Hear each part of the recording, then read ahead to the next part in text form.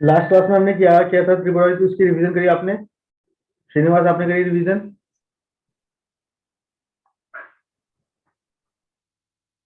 Yes sir.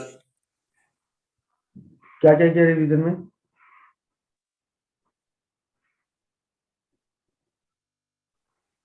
Revision नहीं किया पर आता है। फिर क्या किया? सर अभी काम चल रहा है। चलिए, लास्ट क्लास में हमने चार टाइप की ट्रांजेक्शन देखी थी।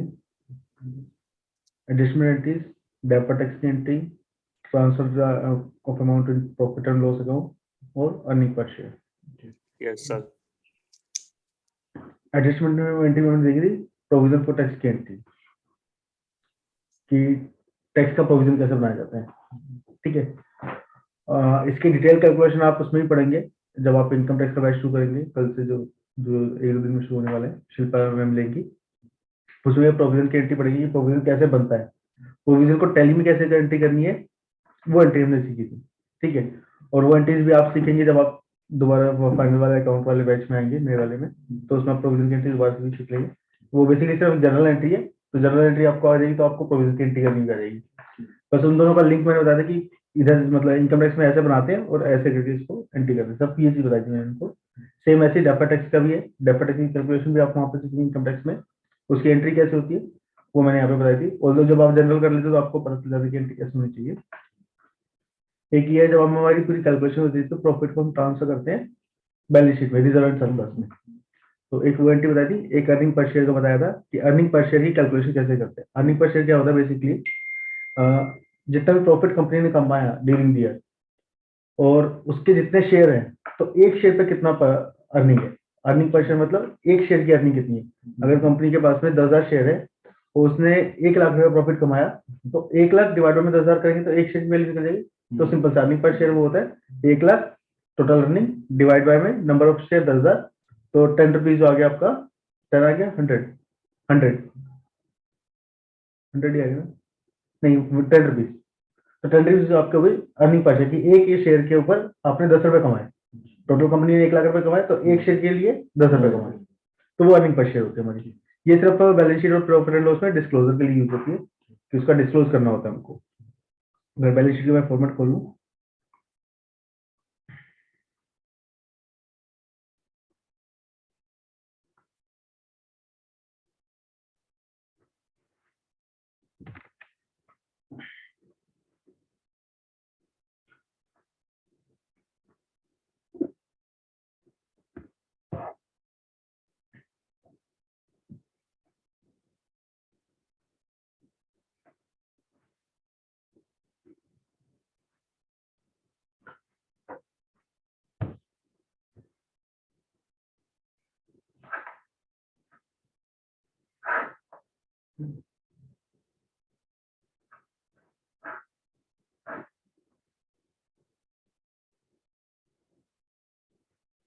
तो जब हम प्रॉफिट एंड लॉस पूरी बनाते हैं तो टोटल प्रॉफिट कैलकुलेट करते हैं कि कंपनी का प्रॉफिट कितना है।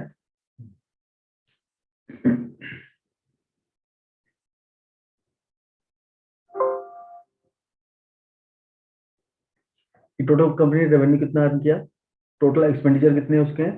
देखो इसके अंदर हम प्रॉफिट एंड लॉस का देखें फ्रंट, तो इसमें क्या आ रहा है कि टोटल रेवेन्यू फ्रॉम ऑपरेशन, कि कंपनी ने पूरे साल में ऑपरेशन से कितना रेवेन्यू अर्न किया।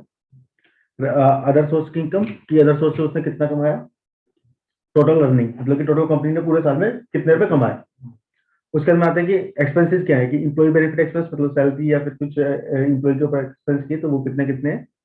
डेप्रिसिएशन, अगर मेरे पास में कोई एसेट है तो उसके ऊपर डेप्रिसिएशन लगता है, वो कितना है।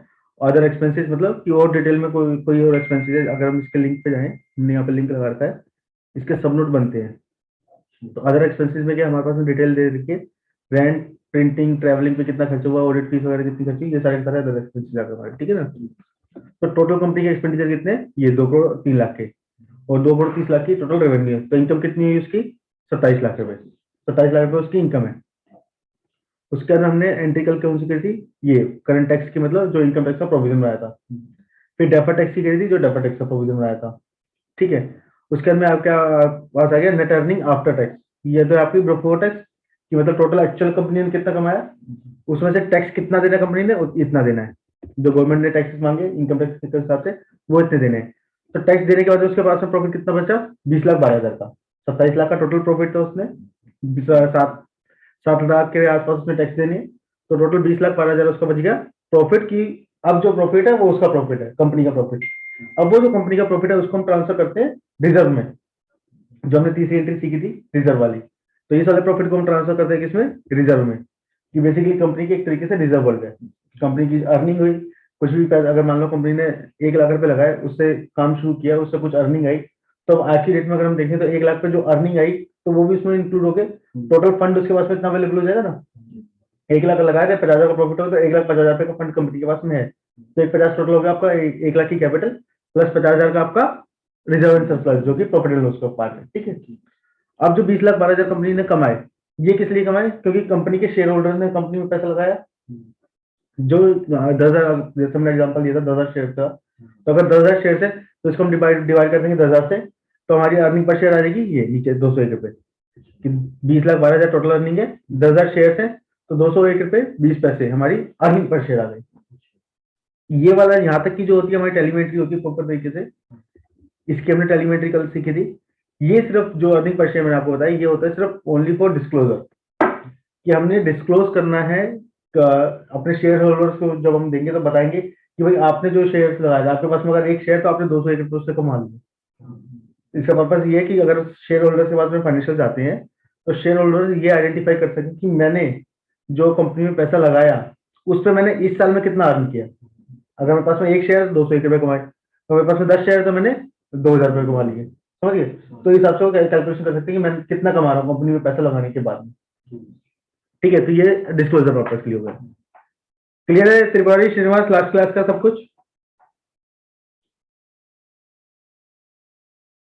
Yes sir. त्रिपुरारी,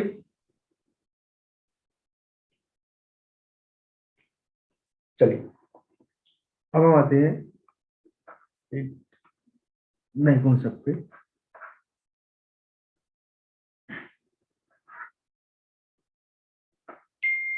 आप लोगों को त्रिपुरारी हमने बताया था पहले कि जो फाइनेंशियल्स बनते हैं वो फाइनेंशियल बनते हैं किसके, जो भी पर्सन बिजनेस कर रहा है, ठीक है। बिजनेस के फाइनेंशियल्स बनते हैं। अब कोई भी पर्सन अगर बिजनेस कर रहा है किस किस रूप में कर सकता है, सबसे फर्स्ट क्लास में हमने बताया त्रिपुरारी, बताओ प्रोप्राइटरशिप थी, पार्टनरशिप थी, या कंपनी थी। कंपनी के अंदर कई सारे थे, 1 पर्सन का ओपीसी था, लिमिटेड लाइबिलिटी पार्टनरशिप था, प्राइवेट लिमिटेड था, या लिमिटेड था। इस टाइप की कई सारी कंपनीज थी, तो अंडर वो कंपनीज आती हैं, ठीक है ना। तो जब फाइनेंशियल बनते हैं इसके ऊपर कोई लॉ अप्लाई नहीं होता, तो ये अपने अकॉर्डिंग फाइनेंशियल बना सकता है। इसके ऊपर कोई भी लॉ अप्लाई नहीं होता, मतलब फाइनेंशियल बनाने के लिए। इनकम टैक्स लॉ तो सबके ऊपर अप्लाई होता है, income tax act, but financial prepare करने के लिए, फाइनेंशियल प्रिपेयर करने के लिए अगर कुछ गाइडलाइंस या फिर कुछ लॉ की बात करें तो इसके ऊपर कोई ऐसा एक्ट नहीं बना हुआ, तो ये अपने अकॉर्डिंग फाइनेंशियल बना सकता है जिस तरीके से रिप्रेजेंट करना चाहता है। और कुछ अकाउंटिंग कॉन्सेप्ट है, अगर करना ही नहीं चाहते होंगे तो, अगर नहीं करना चाहते होंगे, हाँ इसके ऊपर डिपेंड करता है कि अगर वो बुक्स ऑफ अकाउंट्स मेंटेन करना चाहता है या नहीं। बट इनकम टैक्स एक्ट में कुछ रिस्ट्रिक्शन आ जाती है कि अगर आपकी टर्नओवर इस पर्टिकुलर अमाउंट से ऊपर है, जो आप इनकम टैक्स भरेंगे, कि अगर इस पर्टिकुलर अमाउंट से ऊपर आपकी इनकम जाती है, टर्नओवर जाती है, तो आपको बुक्स ऑफ अकाउंट्स मेंटेन करने कंपलसरी होती है। अब बुक्स ऑफ अकाउंट्स मेंटेन करने कंपलसरी है, लेकिन बुक्स ऑफ अकाउंट्स बनाए कैसे उसका कहीं पे जिक्र नहीं कि कोई एक्ट उसके ऊपर अप्लाई हो। तो कुछ जनरल अकाउंटिंग प्रिंसिपल है, अकाउंटिंग प्रिंसिपल है जनरल, जो सब जगह फॉलो किए जाते हैं, जैसे कि फाइनेंशियल ईयर अप्रैल 20 से मार्च 21 तक होगा, ठीक है।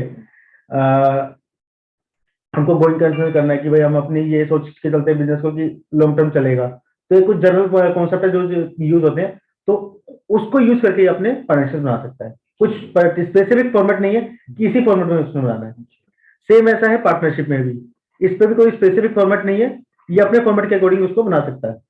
फाइनेंशियल बनाने के लिए क्या होता है, दो फॉर्मेट नॉर्मली चलते हैं, एक टी शेप फॉर्मेट और एक लॉन्ग फॉर्मेट जो मैंने आपको बताया था, ये वर्टिकल हो गया एक तरीके से, ठीक है ना। और एक टी शेप कहते हैं जिसको कहते हैं हॉरिजॉन्टल फॉर्मेट, जिसमें यहाँ पे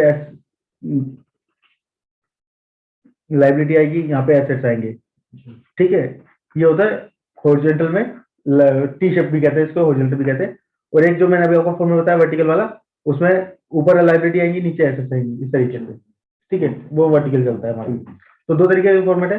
तो इनके लिए कुछ कंपल्शन नहीं है कि कौन सा फॉर्मेट उन्होंने फॉलो करना है या कैसे बनाने हैं। जनरली वो जो भी गाइडलाइंस है हमारे अकाउंटिंग प्रिंसिपल, उसके अकॉर्डिंग बना सकते हैं, ठीक है। बट कंपनी के अंदर क्या है, स्पेसिफिक फॉर्मेट है, स्पेसिफिक फॉर्मेट है कि आपको इसके अकॉर्डिंग इस फॉर्मेट में ही अपने फाइनेंशियल बनाना है। तो जो ये आप फाइनेंशियल का फॉर्मेट देख रहे हैं, ये वाला, ये कंपनी एक्ट का स्पेसिफाइड फॉर्मेट है कि आपको कंपनी का अगर फाइनेंशियल बनाना है तो इसी तरीके से बनाए, ताकि ऑल ओवर, मतलब अगर मैं इंडिया की बात करूं तो ऑल ओवर इंडिया में हर कोई पर्सन वन उसमें पॉइंट ऑफ व्यू पे रहे कि अगर फाइनेंशियल में ऐसे है तो कहाँ पर क्या चीज फिगर होनी चाहिए, ठीक है। अगर मैं फाइनेंशियल बना रहा हूँ तो मेरे को पता होगा, आप वही प्रिंसिपल फॉलो करें तो आप भी वैसे ही बनाएंगे। तो थर्ड पर्सन जो देखने आएगा तो आपके देखेगा उससे भी वही रिजल्ट निकाल पाएगा, मेरे देखेगा तो वही रिजल्ट निकाल पाएगा, ठीक है। तो स्पेसिफिक फॉर्मेट है। अब क्या होता है कंपनी एक्ट में, ये प्रॉफिट एंड लॉस बना हुआ हमारा, ये प्रॉफिट एंड लॉस है। इसके बाद में ये हमारी है बैलेंस शीट, ये है बैलेंस शीट, ठीक है। ये ऊपर इसमें आती है इक्विटी एंड लायबिलिटी, और नीचे आपकी टोटल आती है एसेट्स। और जो टी फॉर्मेट में बता रहा हूँ उसमें आती है लायबिलिटी लेफ्ट साइड में और एसेट्स राइट साइड में, ठीक है। इस तरीके से फाइनेंशियल बनते हैं। तो अगर कोई इंडिविजुअल पर्सन है या कोई प्रोप्राइटरशिप है, वो चाहे तो अपनी हॉरिजॉन्टल में बना ले, चाहे तो वो इस फॉर्मेट में बनाए, तो उसके ऊपर कोई ऑब्जेक्शन नहीं। लेकिन कंपनी अगर हॉरिजॉन्टल बना ले तो उसके ऊपर ऑब्जेक्शन है, क्योंकि कंपनी के अंदर, कंपनी एक्ट में स्पेसिफाइड है कि आपको जो फाइनेंशियल बनाने हैं वो इसी फॉर्मेट में बनाने हैं, ठीक है। तो फाइनेंशियल के पार्ट क्या क्या होते हैं,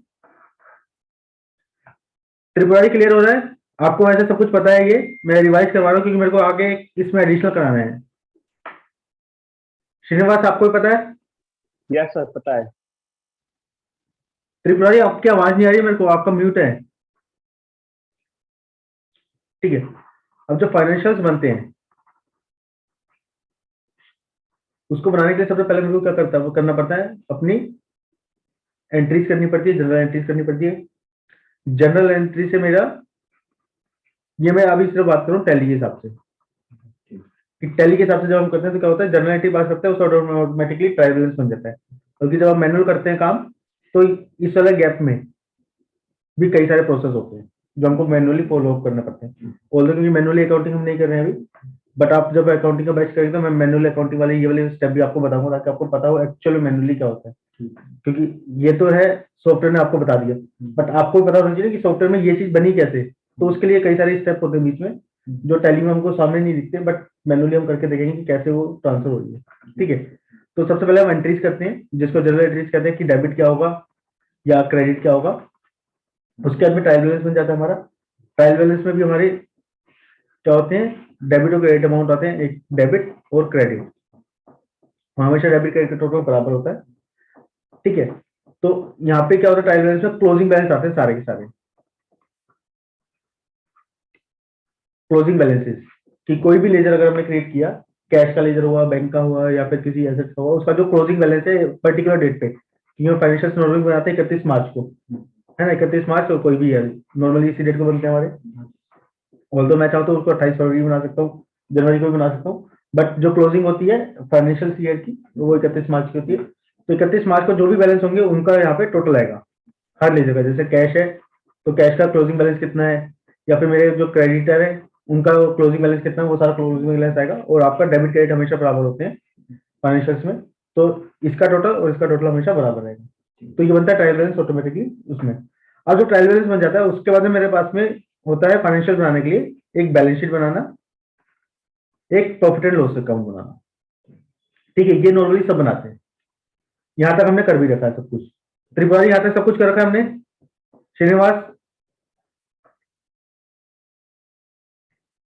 अब कंपनी एक्ट की क्या रिक्वायरमेंट है, एक कंपनी एक्ट बोलता है कि कैश फ्लो भी बनाओ,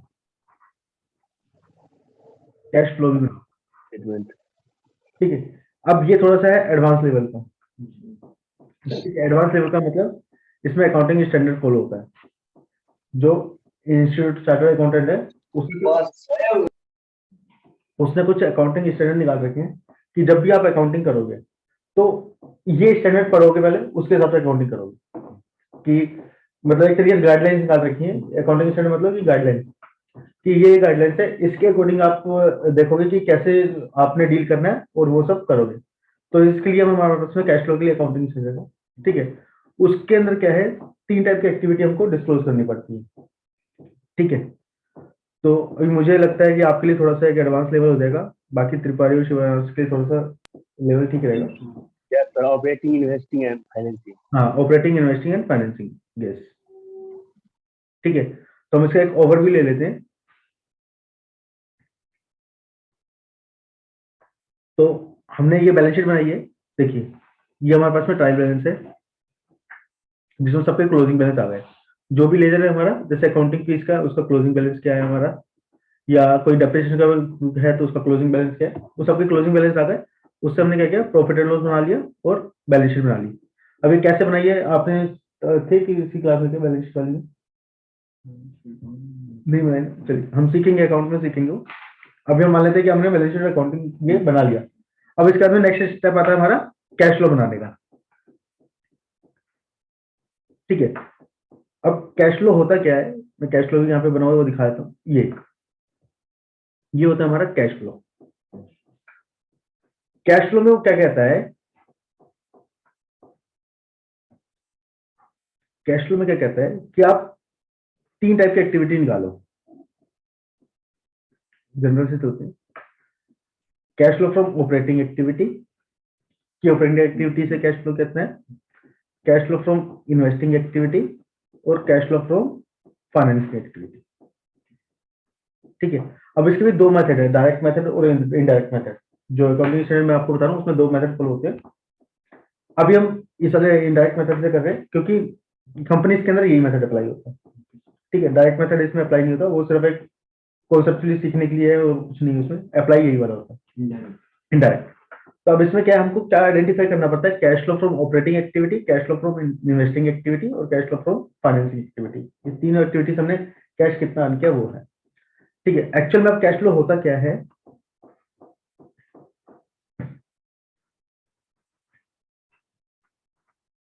कैश फ्लो एक्चुअल में कैश फ्लो होता क्या है, हम उसका बेसिक सीखते हैं पहले। कि आपने ड्यूरिंग द ईयर कैश कितना रिसीव किया या कैश कितना पे किया, उसका रिकैल्कुलेशन ड्यूरिंग द ईयर का। इस पर्टिकुलर फाइनेंशियल ईयर में आपने कैश में कितनी एक्टिविटी करी, कैश फ्लो मतलब कैश के अंदर ट्रांजेक्शन कितनी हुई। क्योंकि हमारा जो प्रॉफिट एंड लॉस अकाउंट होता है ना, ये होता है हमारा अक्रूवल बेसिस पे। ये किस पे होता है हमारा, अक्रूवल बेसिस। अक्रूवल बेसिस भी क्या है, वही जो अकाउंटिंग प्रिंसिपल के मैं कॉन्सेप्ट बता रहा हूँ उसमें से एक प्रिंसिपल है अक्रूवल बेसिस का, कि जब भी अकाउंटिंग करेंगे तो वो अक्रूवल बेसिस पे करेंगे। ऑल्दो कैश बेसिस पे भी कर सकते हैं, बट जो प्रेफर्ड है हमारा वो है अक्रूवल बेसिस। अक्रूवल बेसिस क्या कहता है, अक्रूवल बेसिस कहता है हमारा, अगर मैं फाइनेंशियल बना रहा हूँ 1/4/2020 से 31 मार्च 2021 तक के, ठीक है, ये फाइनेंशियल ईयर है मेरा, इसके मैं फाइनेंशियल बना रहा हूँ, ठीक है। अब इसके फाइनेंशियल बनाने के लिए जितनी भी इस पीरियड में मेरी रेवेन्यू हुई, इनकम हुई, उसको भी मैं इसमें रिकॉर्ड करूंगा। जितने भी एक्सपेंडिचर हुए उसको इसमें से इसी पीरियड में रिकॉर्ड करके मैनेज करूंगा और नेट प्रॉफिट निकालूंगा, जो भी हमने निकाला नेट प्रॉफिट, ठीक है। जितनी इनकम हुई, जितने एक्सपेंस हुए इस पीरियड से रिलेटेड, चाहे वो मैंने पे किए हों या पे ना किए हों, चाहे पे किए हों या ना किए हों। अगर मान लेते हैं मैंने इस पीरियड में, और यहाँ पे अगर मैं इनकम की बात करूं तो चाहे वो रिसीव हुई हो या रिसीव ना हुई हो। अगर मान लेते हैं मैंने एक किसी को उधार पे सामान बेचा, इनवॉइस रेज कर दिया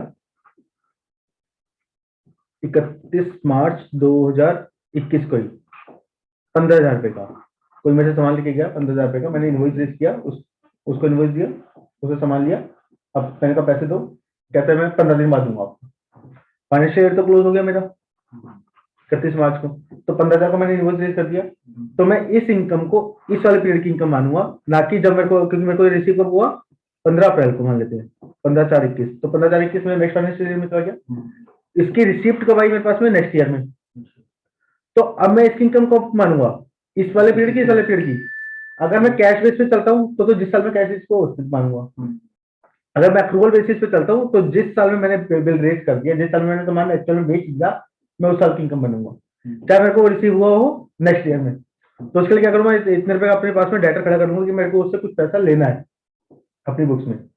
तो इसको कहते हैं हम अप्रूवल बेसिस, कि जितनी भी इनकम उस पीरियड की हमको उस पीरियड में करनी है। ऐसे कुछ एक्सपेंडिचर है, मान लीजिए मैंने कोई रिपेयर करवाई, उसने आके रिपेयर कर दी, 31 मार्च को उसने बिल भी दे दिया। अब 20,000 रुपए की मान लीजिए रिपेयर का उसने बिल दे दिया मेरे को। अब मैंने कहा मैं तो अभी पेमेंट नहीं करूंगा, पहले मैं देख लेता हूँ सब कुछ ठीक है नहीं है, 4-5 दिन का टाइम दे, मैं स्क्रूटनी करवा लेता हूँ, पहले सब कुछ चेक करवा लेता हूँ, फिर पेमेंट करूंगा। अभी 31 मार्च को उसने तो बिल देके काम खत्म कर दिया अपना, ठीक है, बट मैंने जो है उसकी पेमेंट करी नेक्स्ट 15 अप्रैल में मान लेते पेमेंट करी मैंने उसकी। तब एक्सपेंडिचर कौन सा पीरियड का मेरा, 31 मार्च 21 का, जबकि मैंने पेमेंट कब की उसकी 15 अप्रैल को। तो ये एक्सपेंडिचर भी कब का माना जाएगा मेरा, इस वाले पीरियड का, अगर मैं अप्रूवल बेसिस पे चलता हूँ। क्योंकि हमारी अकाउंटिंग कहती है अप्रूवल बेसिस पे अकाउंटिंग करने का मतलब कि अगर इस पीरियड का एक्सपेंडिचर है तो हमको इसी पीरियड में बुक करना है। तो इसलिए मैं उस एक्सपेंस को कहाँ पे बुक करूंगा, इसमें। अब इसमें मैंने कैश तो आउटफ्लो किया नहीं है कि कैश कितना पे किया है, कैश क्योंकि मेरा अगले साल में हिट हुआ होगा, अगले साल में मैंने उसकी पेमेंट करी होगी नेक्स्ट फाइनेंशियल ईयर में। तो इसी रीजन से, क्योंकि मैं अकाउंटिंग कर रहा हूँ अपनी कैश बेसिस अप्रूवल बेसिस पे, तो मेरे को कैश का भी तो पता होना चाहिए कि कैश का क्या फ्लो रहा मेरा। सिर्फ अप्रूवल बेसिस पे, अप्रूवल बेसिस हो गया एक तरीके से माइंड सेट करके, हाँ एक्सपेंडिचर हो गया, इनकम हो गई, एक्सपेंस हो गया, इनकम हो गई, एक्सपेंस हो गया, लेकिन एक्चुअल मेरे पास में कितना है कितना गया वो भी तो मेरे को देखना है ना, कि एक्चुअल में इन हैंड कितना पड़ा है।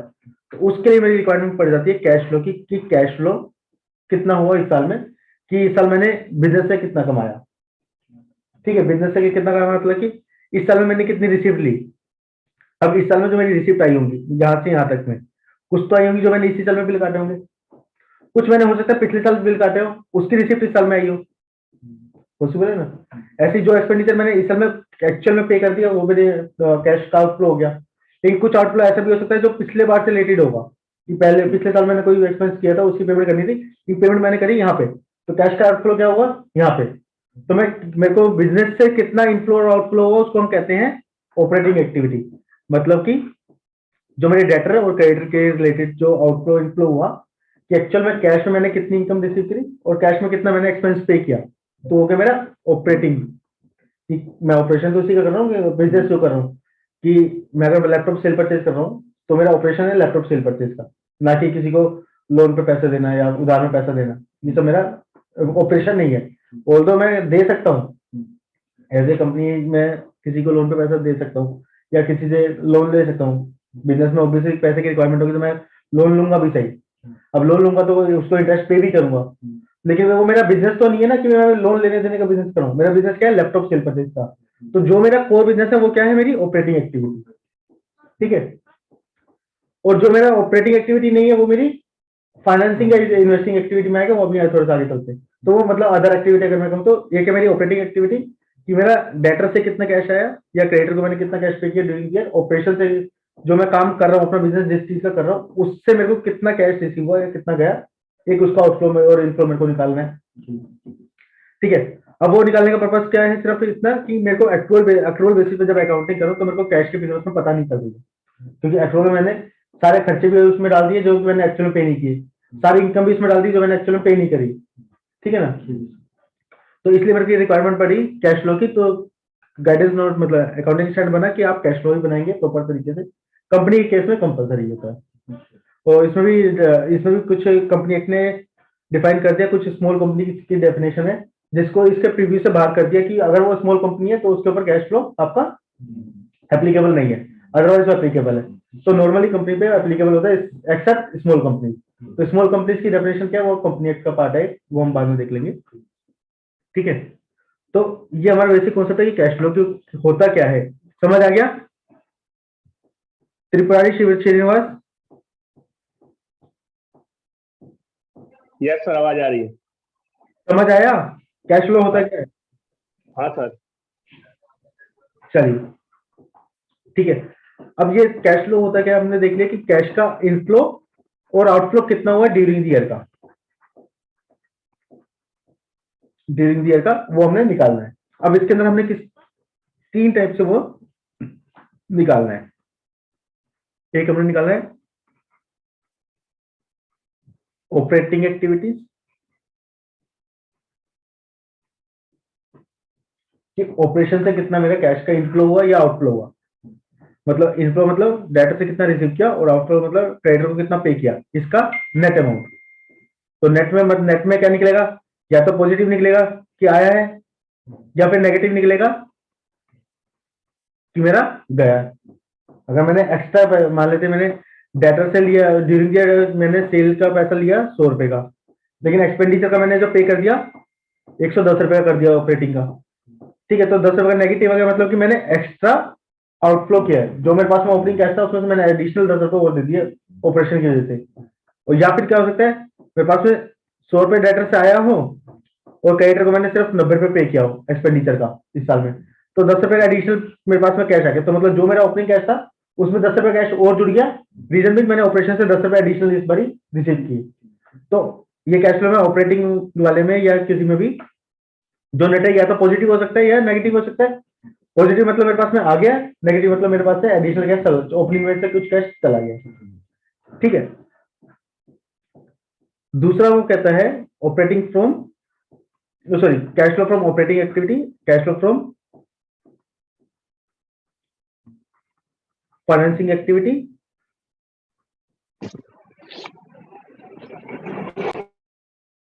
और तीसरा cash flow from investing activity.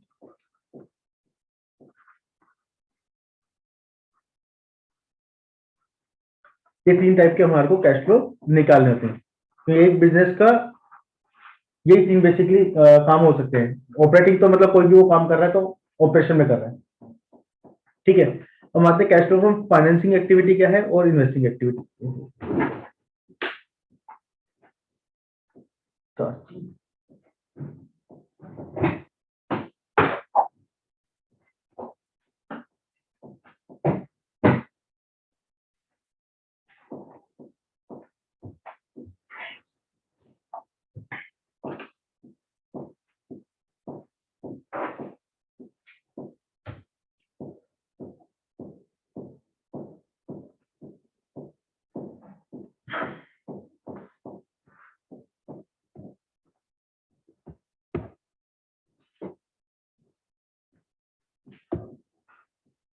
ठीक है, अभी हमने देखा यहाँ पे cash flow from operating activity वाला, ठीक है ना, ये ऑपरेटिंग एक्टिविटी का। हम देखते हैं कैश फ्लो फ्रॉम फाइनेंसिंग। चलो पहले इन्वेस्टिंग एक्टिविटी कर लेते हैं, cash flow from investing activities. अब इन्वेस्टिंग एक्टिविटीज क्या होती है,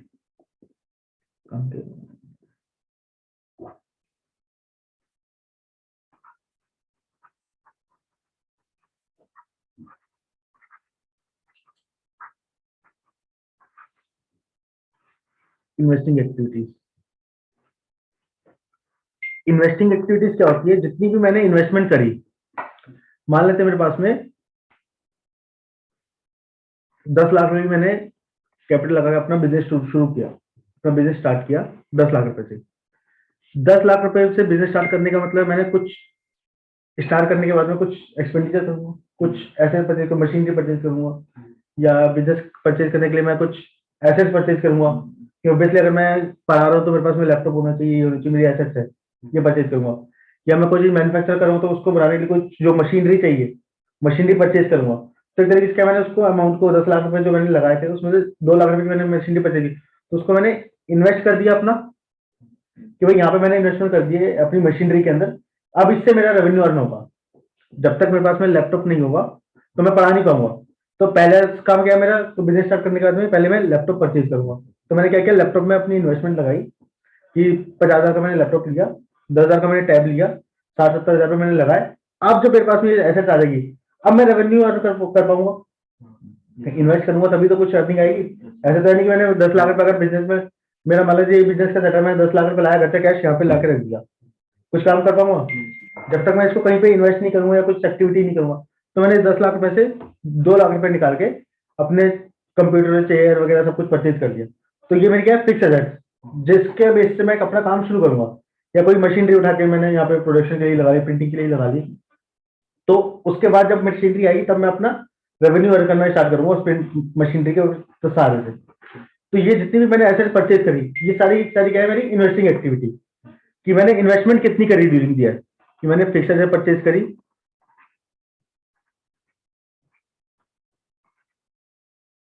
मैंने 5 लाख की फिक्स एसेट परचेज करी, तो इन्वेस्टिंग है। तो ये क्या है, मेरा आउटफ्लो है एक तरीके से, कि कैश का क्या हुआ इसका आउटफ्लो, कि 5 लाख रुपए मेरे पास से चले गए, और 5 लाख रुपए जो गए मेरे पास से, वो क्या ऑपरेटिंग की वजह से गए, क्योंकि मैं उस चीज का बिजनेस कर रहा हूँ, लैपटॉप की वजह से तो नहीं गए ना। मतलब अगर मान लीजिए मेरा business laptop purchase, cell purchase का या बनाना मैन्युफैक्चरिंग करने का है, इसके लिए मैंने कोई मशीनरी परचेज करी जो कि इसके असेंबलिंग के लिए यूज होती है, कि किसी भी एक्स्ट्रा चीज के लिए यूज होती है। तो जो मैंने मशीनरी परचेज करी उसके लिए मैंने 5 लाख रुपए पेमेंट करी। तो वो जो 5 लाख रुपए गए हैं, क्या वो मेरे लैपटॉप जो मैं बना के सेल परचेज करना चाह रहा हूँ उसके लिए हुए हैं, या फिर उसके लिए जो मैंने मशीनरी परचेज करी है, जो मशीनरी मैंने परचेज करी है, क्या मैं उस मशीनरी का बिजनेस कर रहा हूँ? नहीं, उस मशीनरी का बिजनेस कर रहा हूँ या लैपटॉप का कर रहा हूँ? लैपटॉप। थोड़ा सा माइनर सा डिफरेंस है, कि जो मैंने मशीनरी परचेज करी है उस मशीनरी से मैं लैपटॉप बनाऊंगा, लैपटॉप को मैं मार्केट में बेचूंगा। तो मैं बिजनेस किस चीज कर रहा हूँ? लैपटॉप सेल परचेज का, ना कि मशीनरी सेल परचेज का। मशीनरी जो मैंने एक बार परचेज कर ली, जो भी सेटअप उसका परचेज कर दिया, वो मेरे पास में फिक्स एसेट है, इन्वेस्टमेंट है। तो जो मैंने 5 लाख रुपए की ये आउटफ्लो किया, सामने वाली पार्टी को 5 लाख रुपए वो मशीनरी परचेज करने के लिए दिए, वो मेरा क्या है, इन्वेस्टिंग एक्टिविटी का आउटफ्लो, कि मैंने अपना कुछ इन्वेस्टमेंट किया है जिसकी वजह से मेरे को 5 लाख रुपए आउटफ्लो देने पड़ रहे हैं। तो क्या है वो मेरा इन्वेस्टिंग एक्टिविटी का आउटफ्लो। क्लियर? क्लियर हो रहा है त्रिपुरारी, कि वो मेरा इन्वेस्टिंग एक्टिविटी का आउटफ्लो है।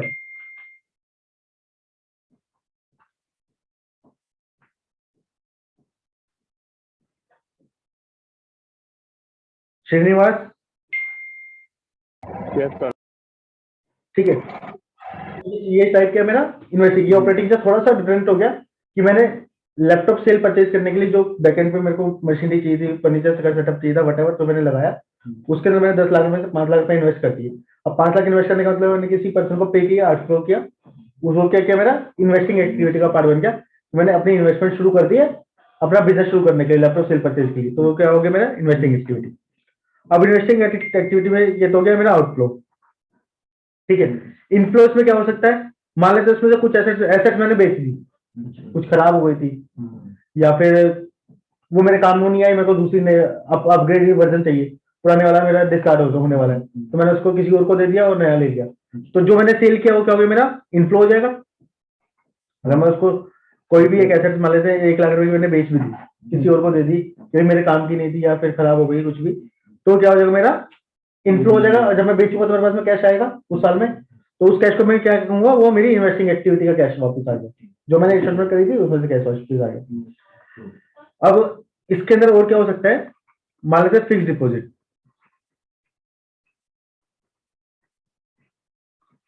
फिक्स डिपॉजिट मेरे पास तो 10 लाख रुपए थे, 5 लाख रुपए मैंने इन्वेस्ट कर दिया, 5 लाख मेरे पास में यहाँ पे कैश नहीं पड़ा हुआ है। अब यहाँ पड़े पड़े तो कुछ नहीं कर रहा हूँ, मेरे पास भी जरूरत भी नहीं है उसको कि मैं कहीं खर्च करूँ।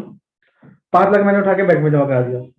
अब कंपनी में क्या होता है, करंट अकाउंट होता है, इंटरेस्ट 0 मिलता है। ठीक है, 5 लाख करंट अकाउंट में पड़ा है, वहां पर कुछ नहीं हो रहा उसका, पैसा तो मेरा पड़ा हुआ है, कमाई तो मैं यूज कर रहा हूँ। मैंने क्या किया, उसको उठा के फिक्स डिपॉजिट में इन्वेस्ट कर दिया कि 2 साल तक मेरे को 5 लाख में से मेरे को 2 लाख रुपए की अभी जरूरत है, 3 लाख की मेरे को अभी जरूरत ही नहीं पड़ेगी अगले 2-3 साल तक। मैं 3 लाख की क्या की एफडी करा दी अपनी लॉन्ग टर्म, कि इसको मैं 3 साल बाद निकाल लूंगा जब मेरे को एडिशनल जरूरत पड़ेगी। अभी मैंने 5 लाख की इन्वेस्टमेंट कर दिया है, 2 लाख मैंने छोटे मोटे एक्सपेंडिचर के लिए अपना रख लिया है, धीरे धीरे जरूरत पड़ती रहेगी 2 लाख को खर्च करता रहूंगा, रेवेन्यू आता रहेगा, जो मैं बच्चों को पढ़ाऊंगा या फिर जो मैं लैपटॉप सेल करूंगा उससे भी आता रहेगा, तो सर्कल चलता रहता है, इधर से आएगा उधर से जाएगा। 3 लाख की अभी जरूरत नहीं पड़ेगी मेरे को, तो मैंने क्या किया, उसको उठा के इन्वेस्ट कर दिया डिपॉजिट में। तो ये भी क्या हो गया, मेरा इन्वेस्टिंग एक्टिविटी। जब मैंने एफडी करवाई तो मैंने बैंक में पैसे जमा करा दिया, तो मेरा एक तरीके से कैश का आउटफ्लो हो गया, तो इन्वेस्टिंग एक्टिविटी होगी फिक्स डिपॉजिट। अब 3 साल बाद में या 2 साल बाद मेरे को जरूरत पड़ी, मैंने वो एफडी खुलवा ली, तो अब तो लगा ली, तो वापस आ गया मेरे पास में कैश में बैलेंस या मेरे करंट अकाउंट में बैलेंस, तो वो क्या हो गया, मेरा इनफ्लो हो गया फिक्स डिपॉजिट का, इन्वेस्टिंग एक्टिविटी का, जो मैंने इन्वेस्टमेंट करी अपनी। ठीक है ना। इसी जगह से हो सकता है मैंने कोई म्यूचुअल फंड में या फिर कहीं शेयर्स में या किसी और जगह इन्वेस्ट कर दिया, तो सब कहाँ पे चला जाएगा, मेरा इन्वेस्टिंग एक्टिविटी। मैंने कोई बिल्डिंग परचेज करके रख डाल दी कि मेरे को बिल्डिंग चाहिए, मैंने बिल्डिंग परचेज कर ली, तो भी क्या आ गया, मेरी इन्वेस्टिंग एक्टिविटी। मैंने इन्वेस्ट कर दिया अपना पैसा बिल्डिंग के अंदर, जब जरूरत होगी वो बिल्डिंग मेरा यूज आ जाएगी, वो मेरा काम चलता रहेगा। ठीक है, तो ये सारी सारी एक्टिविटी क्या आ रही है, मेरी इन्वेस्टिंग एक्टिविटी, क्योंकि ऑपरेशन से रिलेटेड नहीं डायरेक्ट कि मैं लैपटॉप सेल परचेज कर रहा हूँ तो मेरे पास में कैश आउटफ्लो होगा। ये मैं जो मेरे पास में फंड पड़ा था वो उसको मैं यूटिलाइज कर रहा हूँ, जहां जहां यूटिलाइज कर रहा हूँ वो मेरे आउटफ्लो का हो रहा था आउटफ्लो, और उससे अगर मैं कुछ सेल कर रहा हूँ या फिर कुछ वापस तो वापस करवा रहा हूँ तो वो मेरा इनफ्लो। तो ये मेरी इन्वेस्टिंग एक्टिविटी। ठीक है श्रीनिवास, इन्वेस्टिंग क्लियर है?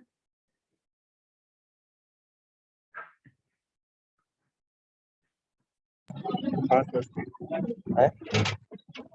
भाई आवाज आ रही है आपको?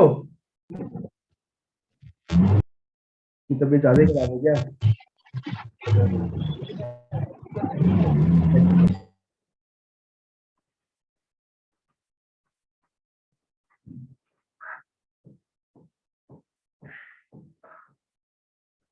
अब चलते हैं हम नेक्स्ट में अपनी फाइनेंशियल एक्टिविटी। देखिए इसमें भी नेट कैश फ्लो फ्रॉम और use in the investing activity. तो अगर पॉजिटिव आया तो मेरे पास में इनफ्लो आ गया, अगर नेगेटिव है तो मेरे पास में आउटफ्लो चला गया। ठीक है ना। अभी हम इसको डिटेल में समझेंगे, पहले कॉन्सेप्ट समझ लेते हैं। हम चलते हैं फाइनेंशियल एक्टिविटी पे।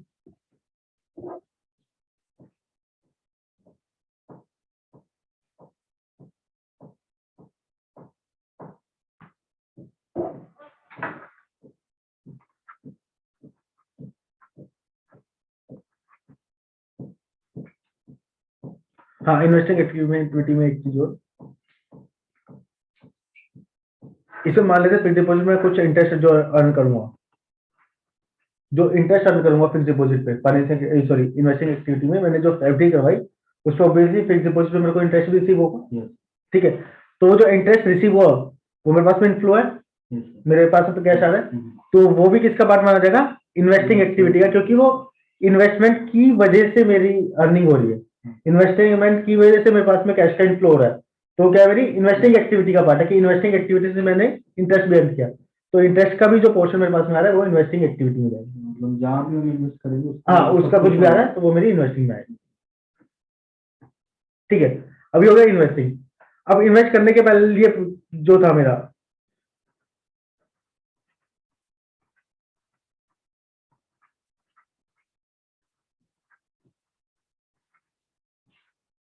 अभी मैंने आपको बताया कि मेरे पास में बिजनेस प्रीमाइसेस है, ये मेरा यहाँ पे 10 लाख रुपए आए थे, है ना। 10 लाख रुपए में से मैंने आउटफ्लो कर दिया था 5 लाख रुपीज का, 3 लाख का मैंने फिक्स डिपॉजिट में डाल दिया था, 2 लाख मैंने अपने पास में कैश रख लिया था। ऐसे किया था ना मैंने कि 5 लाख मैंने अपनी मशीनरी परचेज कर दी थी, ये मैंने एफडी में डाल दिया था, मेरे को अभी जरूरत नहीं है। 2 लाख मैंने कैश में रख लिया था कि भाई जब जरूरत होगी तो 1-2 साल तक मैं इसको यूज करता रहूंगा। 3 लाख मेरा फिक्स हो गया। अब ये तो हो गया मैंने जो इन्वेस्ट किया, जो मैंने आउटफ्लो किया, जो इन्वेस्ट किया, या फिर इन्वेस्टमेंट से कुछ वापस आएगा तो वो मेरी इन्वेस्टिंग एक्टिविटी है। अगर मैं मेरा जैसे कि इसके ऊपर इंटरेस्ट अर्न होकर वापस आ रहा है तो वो भी इन्वेस्टिंग एक्टिविटी होगी। अभी जो 10 लाख रुपए की फंडिंग मेरे पास में आई, 10 लाख कंपनी में आए भी तो स्टेबल पे 10 लाख रुपए आए, तो ये कहां से आए, ये कहां से आए, ये आए कैपिटल से। कैपिटल पता है आपको कि जब भी कोई बिजनेस स्टार्ट होता है, अगर प्रोप्राइटर है, अगर प्रोप्राइटर स्टार्ट कर रहा है कि मतलब इंडिविजुअल आपने बिजनेस शुरू किया या इंडिविजुअल मैंने शुरू किया, तो मैं कुछ इनिशियल अमाउंट अपने घर से लेके आ रहा हूँ 10 लाख रुपए, तो वो जो 10 लाख रुपए मैं घर से लेके आया हूँ अपने बिजनेस में लगाने के लिए कि मैंने बिजनेस स्टार्ट किया है, तो मेरी इनिशियल अमाउंट जो है वो कैपिटल होगी। ऐसे ही अगर पार्टनरशिप होगा,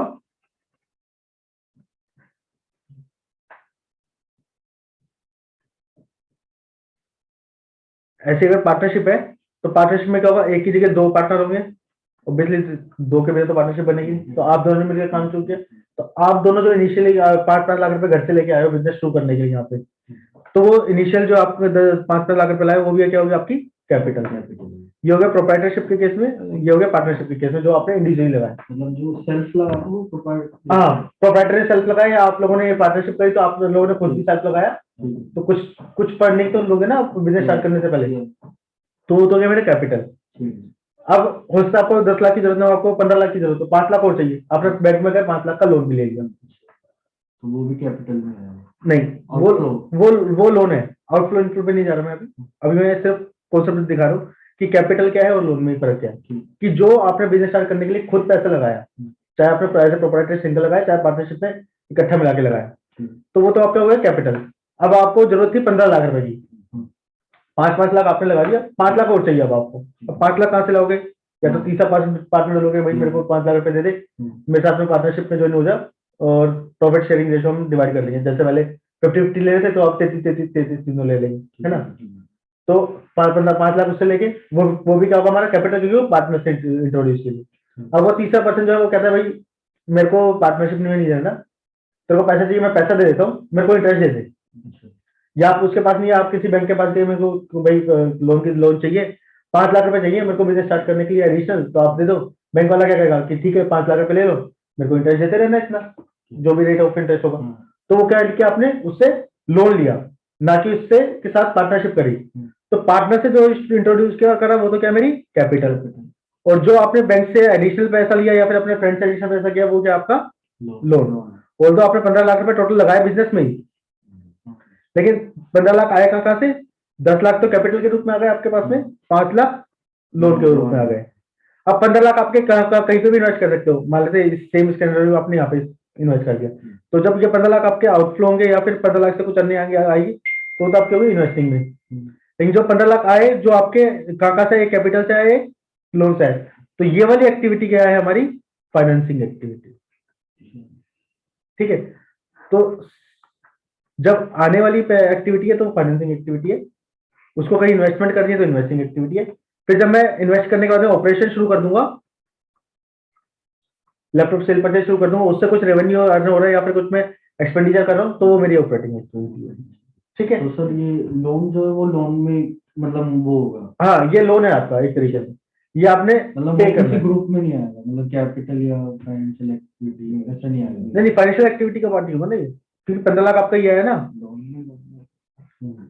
नाम उसका लोन रहेगा, आया पैसा ये दोनों तरफ से, बस उसका नाम क्या है? अगर प्रोप्राइटर ने इंट्रोड्यूस किया तो कैपिटल है, अगर किसी बाहर वाले से आपने लोन में लिया तो उसका नाम लोन है। लेकिन वो क्या है? आपकी फाइनेंसिंग एक्टिविटी कि आपने कंपनी को फाइनेंस कैसे कैसे कर रखा है, इस तरीके से। अगर 15 लाख की आपको जरूरत है तो 15 लाख आपको लाए कहाँ से, तो वो सारी एक्टिविटी क्या है? मेरी फाइनेंसिंग एक्टिविटी का पार्ट। ठीक है, उसके नाम दो हो गए, एक कैपिटल हो गया और एक लोन हो गया। ठीक है, अब ये हो गई हमारी फाइनेंशियल एक्टिविटी। अब ये तो भी देखा था हमने, पहला प्रोप्राइटर के केस में, दूसरा पार्टनरशिप के केस में। अब कैश फ्लो एक्चुअल में कैश फ्लो जो बनता है वो कैश फ्लो इन दोनों केस में तो बनता ही नहीं है, ये तो मैं सिर्फ कॉन्सेप्ट समझाने के लिए बताया था कि क्या होता है। कैश फ्लो एक्चुअल में बनता है कंपनी के केस में, मैंने आपको बताया था कि कंपनी की रिक्वायरमेंट है कि कैश फ्लो बनाएगी वो। तो अब मान लेते हैं कंपनी को पैसे की जरूरत है, तो कंपनी जब पैसे की जरूरत होती है तो क्या करती है? शेयर इशू करती है। इन दोनों केस में तो आप डायरेक्टली पैसा लाओ, रख दो, ड्रॉर में डालो, अपना काम शुरू हो जाएगा। ठीक है, या फिर पैसा कहीं पे से भी उठाया और काम शुरू हो गया। लेकिन कंपनी को जब पैसे की जरूरत होती है, कैपिटल की ये 10 लाख की जरूरत अगर कंपनी को है, तो क्या करेगी? वो शेयर होल्डर को share number of share issue करेगी। ठीक है, आपने स्टॉक मार्केट देखिए थोड़ा बहुत। ठीक है, स्टॉक मार्केट में क्या होता है? आप ट्रेड करते हो, तो वो क्या होता है? मान लेते हैं ये कंपनी है, उस पर भी दोबारा आते हैं, पहले मैं थोड़ा सा इसको आपको आइडिया दे दूं। ये कोई कंपनी है, लिमिटेड कंपनी है, ठीक है, और ये एक स्टॉक मार्केट है। स्टॉक मार्केट में क्या करते हैं? कंपनी इनिशियली शेयर इशू करती है कि मेरे इतने शेयर ले लो। मान लो 10 रुपए का एक शेयर है और कंपनी के पास में 10,000 शेयर है, तो क्या करेगी कंपनी? 10 रुपए के हिसाब से 10,000 शेयर आपके कितने हो गए? 1 लाख के। ठीक है, अब इसको वो जब भी इशू करती है ऑब्वियसली हाई प्राइस पे इशू करती है। तो अभी हम प्रीमियम के ऊपर नहीं जाते, हम सिर्फ 10 रुपए की फेस वैल्यू पे रहते हैं कि 10 रुपए में इशू कर दिया उसने। ठीक है, तो ये कंपनी क्या करेगी? शेयर होल्डर्स को ऑफर देगी, भाई आप किस चीज को शेयर चाहिए वो बता दो। तो इसमें से मान लेते हैं 10,000 लोगों ने 10,000 लोगों ने एक शेयर इस कंपनी का ले लिया। ठीक है, 10,000 लोगों ने एक शेयर लिया, तो इसको कितने रुपए मिल गए? 10,000 शेयर होल्डर है, इंटू हर शेयर होल्डर 10 रुपए देगा, तो 1 लाख रुपए किसको मिल गए? कंपनी को। कंपनी के पास 1 लाख आ गए, कंपनी ने अपना काम शुरू कर दिया 1 लाख रुपए से। तो ये जो कंपनी ने इनिशियली शेयर इशू करने से पैसा लिया है शेयर होल्डर से, तो ये क्या मेरा कैपिटल, जिसको कहते हैं शेयर कैपिटल। हमने अभी प्रोप्राइटरशिप में कैपिटल पढ़ा था। अब इसके अंदर क्या वर्ड हो जाता है? Share capital. शेयर इशू करे, शेयर के बदले हमने कैपिटल मतलब आ गई मेरे पास में। तो ये जो शेयर कैपिटल से पैसा आया, ये क्या है? मेरी फाइनेंसिंग एक्टिविटी। ठीक है ना, ये वाली है मेरी फाइनेंसिंग एक्टिविटी। अब वो डिपेंड करता है मार्केट में कि 10 रुपए का शेयर 100 रुपए का डील हो रहा है या 1500 का डील हो रहा है या कितने का डील हो रहा है, मार्केट रेट के हिसाब से। तो अगर मान से एक पर्सन ने, ए से जेड तक के पर्सन ने इसको परचेज किया 10,000 शेयर, अब वो ए बी लिमिटेड या ए बी किसी को शेयर बेचना चाहता है, तो उसके ऊपर डिपेंड करता है। मान लेते हैं ए ने एक शेयर दिया था इसका, ठीक है, अब वो शेयर बेचना चाहता है, बी भी इंटरेस्टेड है इस कंपनी के शेयर लेने में। अब बी डायरेक्टली कंपनी से ना लेके स्टॉक मार्केट में ले सकता है। स्टॉक मार्केट में लेने से के लिए उसको क्या करना पड़ेगा? जो ऑलरेडी शेयर होल्डर उनके पास में जाना पड़ेगा। अब वो ए के पास गया कि भाई मेरे को इस कंपनी का शेयर चाहिए, तो ये कहता है मैंने तो 10 रुपए का लिया था, लेकिन मैं तेरे को 500 रुपए दूंगा, ये क्योंकि आज की डेट में कंपनी की वैल्यू बहुत ज्यादा है, कंपनी बहुत अच्छा अर्न कर रही है। तो बी क्या करेगा? उसको 500 रुपए देगा और उसका एक शेयर ले लेगा। तो बी को एक्चुअल में कॉस्ट कितने की पड़ी? 500 रुपए की, जबकि इसको कितने की पड़ी थी? सिर्फ 10 रुपए। तो 490 रुपए किसका फायदा हो रहा है? सिर्फ ए का। और कंपनी से अगर कुछ बेनिफिट मिलता है, कोई डिविडेंड मिलता है, तो पहले तो मिल रहा था किसको? ए को, क्योंकि ए के पास शेयर था। अब जब ए ने बी को शेयर बेच दिया तो सब कुछ फायदा किसको मिलना शुरू हो गया? बी को। तो बेसिकली कंपनी अच्छा कर रही है, तभी इसने 500 रुपए शेयर करा है, क्योंकि उसको पता है कि कंपनी से प्रॉफिट डिविडेंड अच्छा है, खासा मिल जाएगा 400-500 रुपए, इसलिए उसने परचेज किया। वो मतलब ये कंपनी देती है जो प्रॉफिट देती है, मतलब वो जो प्रॉफिट करते हैं तो उसका जो वो तो वैल्यू बनता है। कंपनी जो है ना अपना प्रॉफिट एज ए डिविडेंड बांटती है कि प्रॉफिट शेयर का इतना हाँ, जो अभी मैं 201 रुपए निकाल रहा अर्निंग पर शेयर, कि एक पर शेयर की अर्निंग इतनी है कि 200 रुपए हमने अर्न किए। अब कंपनी पे डिपेंड करता है कि वो अपने शेयर होल्डर को 200 रुपए देना चाहती है या 200 रुपए ना देके सिर्फ 100 रुपए देना चाहती है, 100 रुपए अपने पास रखना चाहती है फ्यूचर में अपने बिजनेस को बढ़ाने के लिए, कि कंपनी को पैसे की जरूरत तो है ही। अब ऐसा तो है नहीं कि उसने 1 लाख रुपए लगा के अगर 200 रुपए एक शेयर के कमा लिए, तो 200 रुपए शेयर होल्डर को दे दे, वापस उसके पास कितने बचेंगे? सिर्फ 1 लाख ही बचेंगे।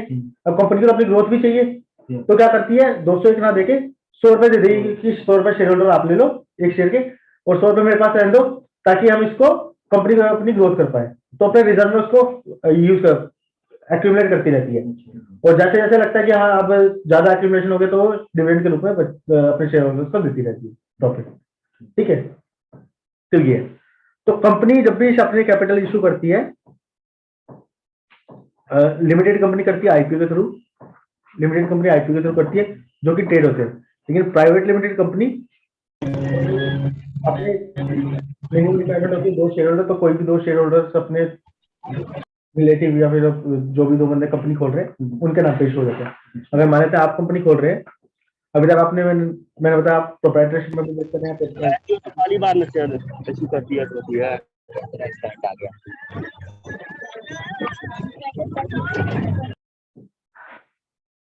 अब अगर आप कंपनी खोल के करना चाहते हैं, तो आपको क्या करना पड़ेगा? एक प्राइवेट लिमिटेड कंपनी कोई भी नाम लेना पड़ेगा, वो कंपनी आप इनकॉर्पोरेट कराओगे, उसमें मान लेते हैं मिनिमम कैपिटल है की रिक्वायरमेंट होती है, उसमें 1 लाख की मिनिमम कैपिटल होनी चाहिए।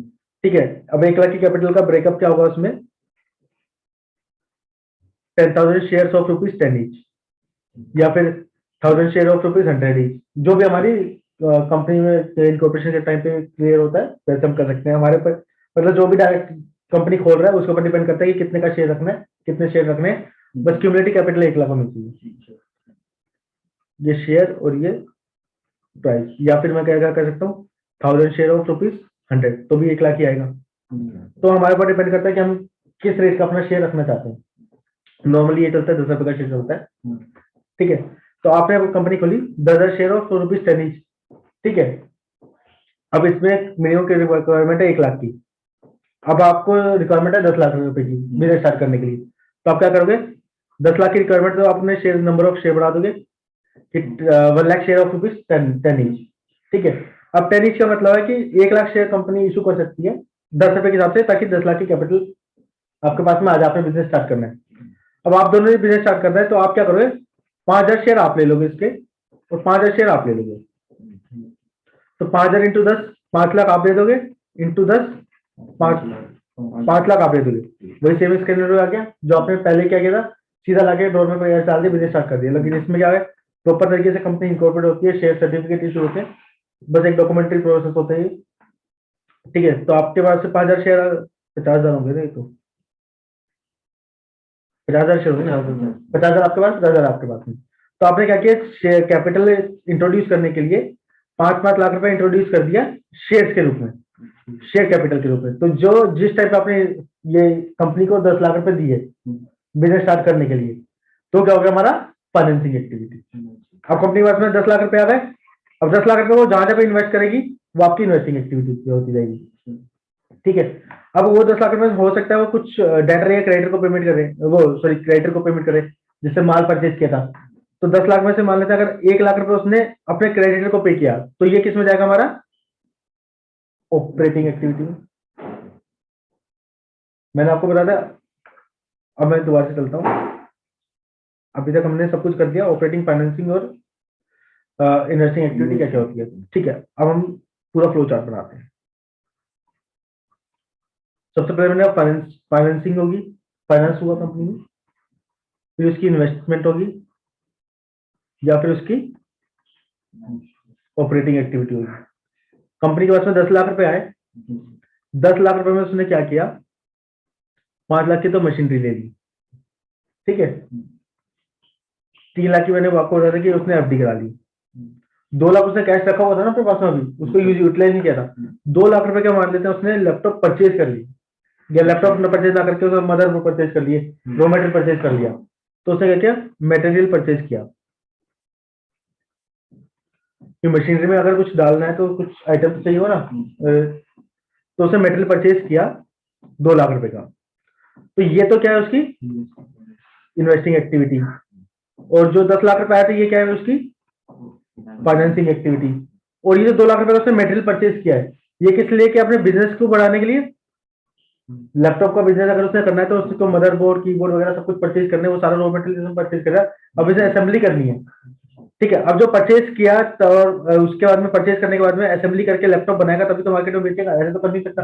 तो 2 लाख रुपए का जो रॉ मटेरियल परचेज किया तो वो उसकी क्या है, operating activity. Clear, Srinivas Tripurari clear.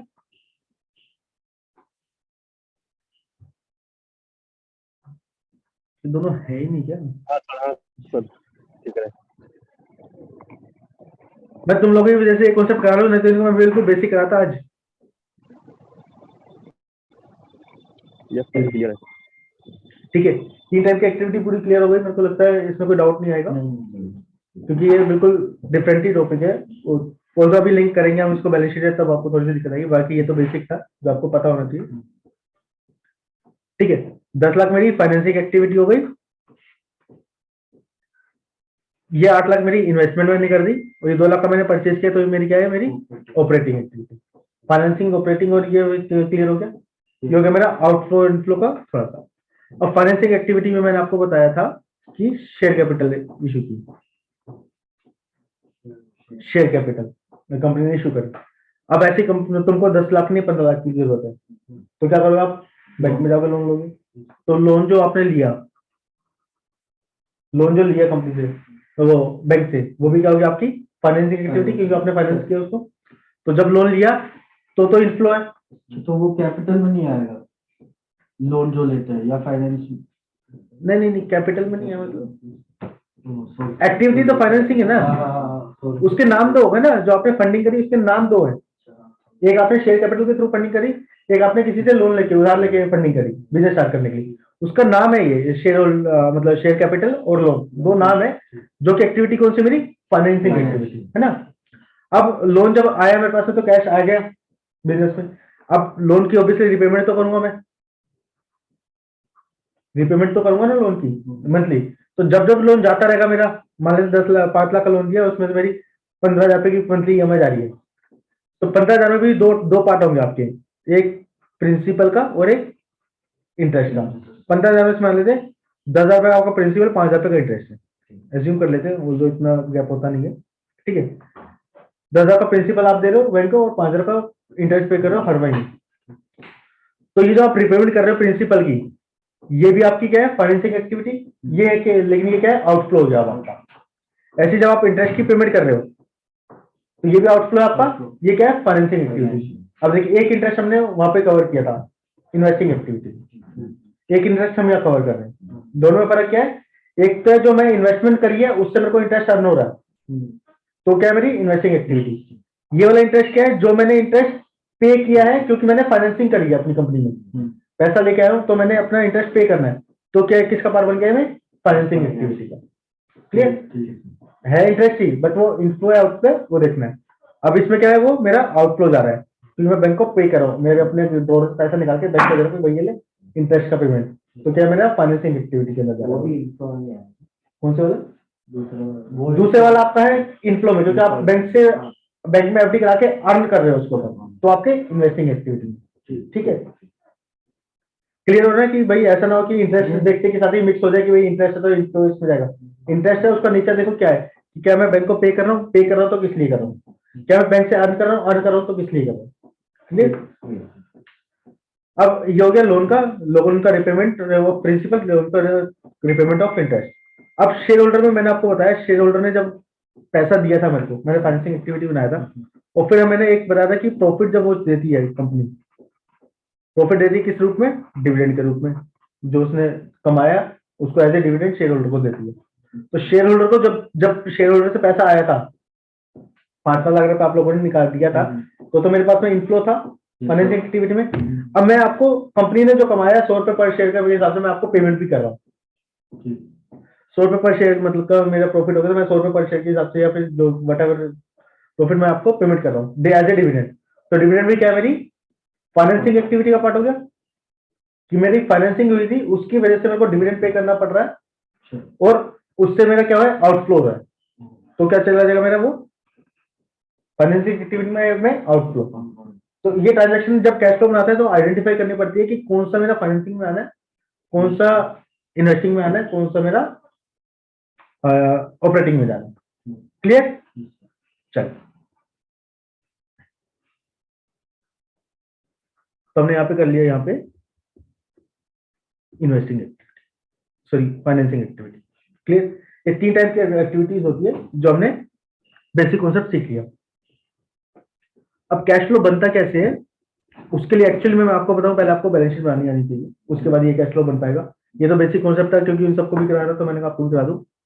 अब ये कैश फ्लो बनता कैसे, वो उनको थोड़ा ज्यादा समझ आएगा, आपको थोड़ा सा कम समझ आएगा। आप एट प्रेजेंट जब आप इसका पूरा बैलेंस शीट बनाने सीख लेंगे तो प्रॉपर तरीके से आ जाएगा, बल्कि अब आपको अच्छे से समझ आएगा नेक्स्ट टाइम में, क्योंकि आपको ये तीनों कॉन्सेप्ट पहले ही क्लियर होंगे। जब आप बैलेंस शीट बनाएंगे तभी आपके माइंड में आता रहेगा कि हाँ ये याद आएगा। ठीक है, अभी बनता कैसे वो हम बताते हैं। इसमें हम सबसे पहले क्या करते हैं, प्रॉफिट की फिगर उठाते हैं, प्रॉफिट एंड लॉस से। जो मेरे प्रॉफिट एंड लॉस है, इसमें जो मेरी प्रॉफिट की फिगर आई, मैंने वो प्रॉफिट की फिगर उठानी है।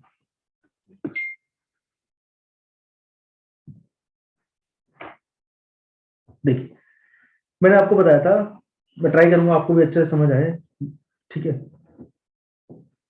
मैंने आपको बताया था कि मेरा प्रॉफिट इतना हुआ 20,12,000 रुपए का, आफ्टर टैक्स इतना 20,12,000 का कंपनी को प्रॉफिट हुआ। अब इतने के प्रॉफिट में अक्रूवल बेसिस पे बनती है मेरी बैलेंस शीट, मेरा प्रॉफिट एंड लॉस भी अक्रूवल बेसिस पे। इस वाली इनकम में वो वाला रेवेन्यू भी एडेड है मेरा, जो कि एक्चुअली मेरे पास में कैश रिसीव नहीं हुआ, क्योंकि जब मैंने प्रॉफिट एंड लॉस बनाया एक्रूवल बेसिस बनाया, जो मैंने अभी कॉन्सेप्ट बताया आपको कि अकाउंटिंग होती है हमारी एक्रूवल बेसिस पे। अब इस प्रॉफिट में वो वाला प्रॉफिट, मतलब इस रेवेन्यू की फिगर में जो सेल की फिगर है, इसमें वो वाली सेल की फिगर भी इंक्लूडेड है जो मेरे को अभी रिसीव नहीं हुई, नेक्स्ट ईयर में रिसीव होगी।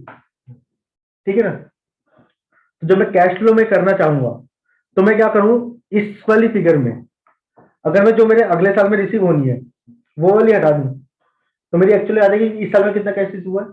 मान लीजिए मैंने 1,92,00,000 की सेल करी इस साल में, इसमें से मेरे को बहुत मोटा अमाउंट 92 लाख का अमाउंट मेरे को अगले साल में रिसीव हुआ। 1,92,00,000 में से सिर्फ मेरे को 1 करोड़ इस साल में रिसीव हुआ, 92 लाख अगले साल में रिसीव हुआ। तो मेरे पास अभी टोटल फिगर है 1,92,00,000। ठीक है, अब 1,92,00,000 में से जो मेरे को नेक्स्ट ईयर रिसीव हुआ है 92 लाख, वो माइनस कर दूं तो मैं कहां पे पहुंचूंगा, कैश पे पहुंचूंगा वापस से, कि 1 करोड़ कैश मिला है। दोबारा बताता हूँ। मेरी total sale as of profit and loss है 1.92 लाख, 1,92,00,000।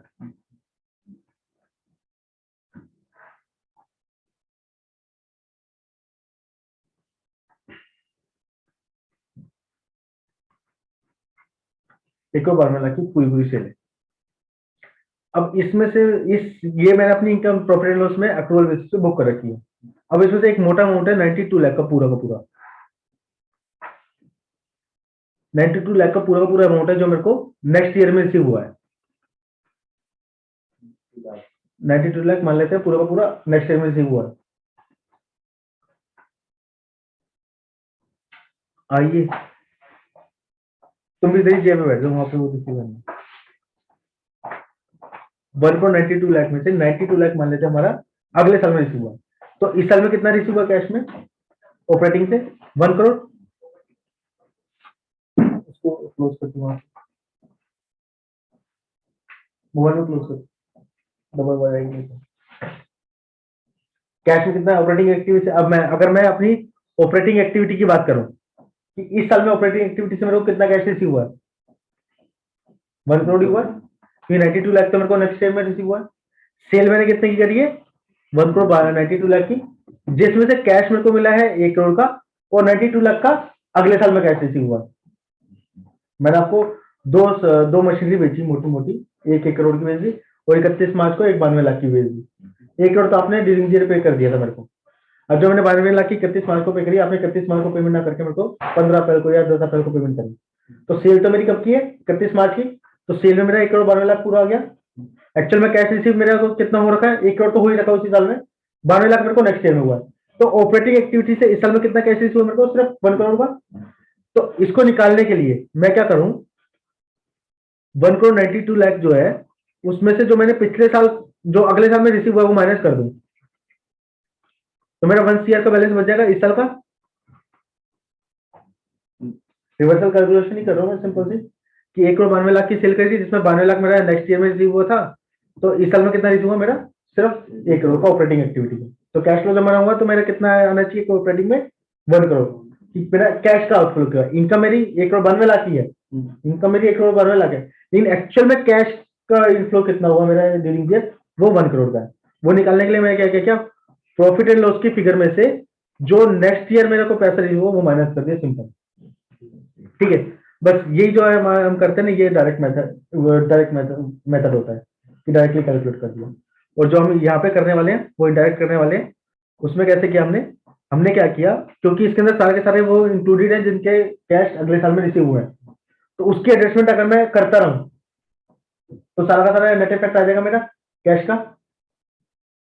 सबके अगर मैं एडजस्टमेंट कर लूं कि कौन कौन सा मेरा नेक्स्ट ईयर में रिसीव हुआ है, उसके अगर मैं एडजस्टमेंट डाल दूं बीच में इन्हीं के अंदर ही, तो मेरा ये एक्चुअल में पता चल जाएगा कि मेरे को इस साल में कितना कैश रिसीव हुआ। मानते हो? ठीक है, चलिए, तो वही एडजस्टमेंट हमने करनी है। तो अभी हमारा प्रॉफिट है 20,12,000 का, ये है अक्रूवल बेसिस पे। अब इसमें से अगर मैं एडजस्टमेंट कर दूं कि जो मेरा नेक्स्ट ईयर में रिसीव हुआ था उसकी एडजस्टमेंट इसमें कर दूं, या फिर ऐसा हो सकता है कि इस साल का कुछ कैश हो जो पिछले साल से इस साल मिला हो लेकिन सेल पिछले साल की हो, उसको भी एडजस्टमेंट कर दूं, तो मैं एक्चुअल में कैश पे पहुंच जाऊंगा। ठीक है, तो 20,12,000 मेरा टोटल है। ये 20,12,000 आ गया मेरा कैश, मतलब प्रॉफिट फ्रॉम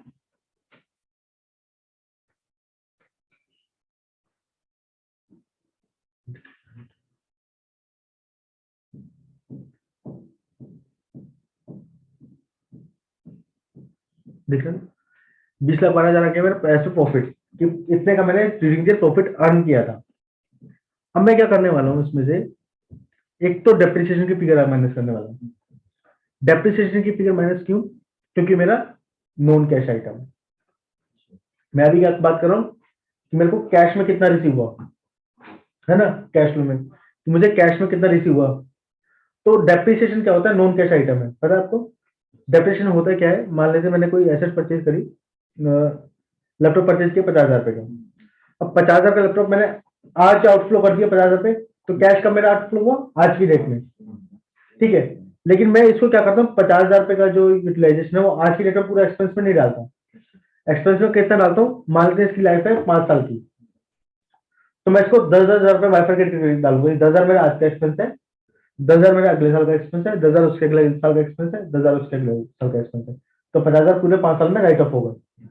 तो लैपटॉप क्यों मैं ऐसा करता हूँ, क्योंकि मेरे जो मैंने लैपटॉप परचेज किया, मान लो मैं अकेडमी में पढ़ा रहा हूँ, मैंने लैपटॉप परचेज किया बढ़ाने के लिए, तो इस साल का जो मेरा रेवेन्यू है मान लेते हैं 1,00,000 रुपए का है, और इस साल मैंने लैपटॉप परचेज किया 50,000 का, तो मेरा प्रॉफिट क्या, मैं ये कह सकता हूँ कि 1,00,000 का मेरा रेवेन्यू है ट्यूशन इनकम से, 50,000 का मैंने लैपटॉप परचेज किया, तो मेरी सिर्फ 50,000 की इनकम है। कह सकता हूँ या नहीं?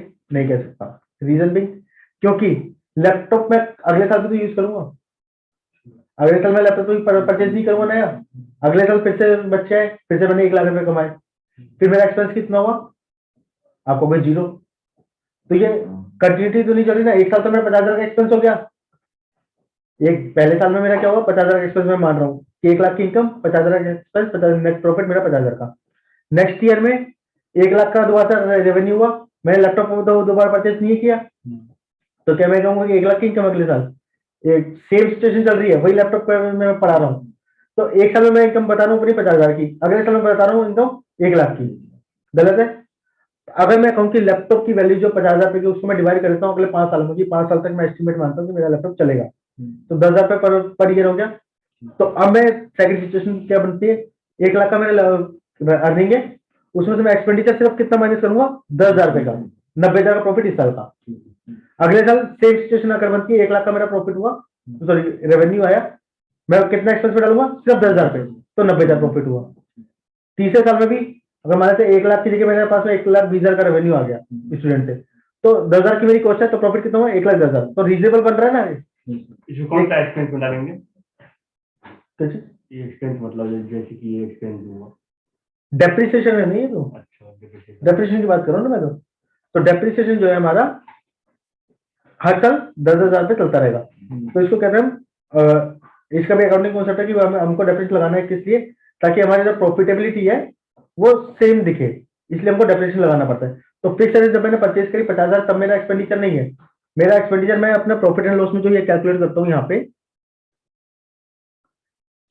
पे मैं डेप्रिसिएशन जो डालता हूँ वो इसलिए डालता हूँ कि डेप्रिसिएशन डालो ना यहाँ पे, डेप्रिसिएशन मतलब जो उस साल से रिलेटेड उस एसेट का एक्सपेंस है उतना मैंने डाल दिया, ताकि मेरी एसेट की लाइफ के अकॉर्डिंग मैं उसको यूज कर पाऊँ।